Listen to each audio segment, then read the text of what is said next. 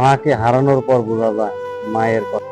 যে সকালে আমি ঘুম থেকে উঠে মায়ের ডাক শুনতাম, আজ সেই ডাক চিরদিনের জন্য বন্ধ হয়ে গেছে। যে হাত দিয়ে আমার জন্য খাবার বানাতেন, যে হাতে আমাকে ভালোবাসা দিতেন, আজ সেই হাত মাটির নিচে। যখন মা বেঁচে ছিলেন তখন ফোন দিলে বলতাম, মা আমি ব্যস্ত আছি। আর আজ হাজারো সময় পেলেও মায়ের সাথে কথা বলতে পারি না।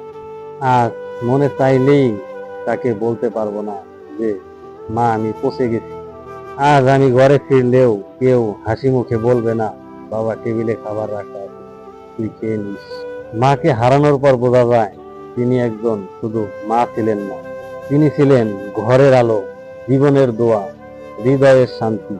এখন বুঝতে পারি মায়ে বারবার কেন নামাজের কথা বলতেন, ভালো মানুষের সাথে চলতে বলতেন। এগুলো যে আমার জন্য কত বড় উপহার ছিল। তাই প্রিয় ভাই বোনেরা, সবাইকে অনুরোধ করি, যাদের মা আছে তারা হারানোর আগে মাকে কদর করো, তার জন্য দোয়া করো, তাকে জড়িয়ে ধরো যতদিন সে বেঁচে আছে।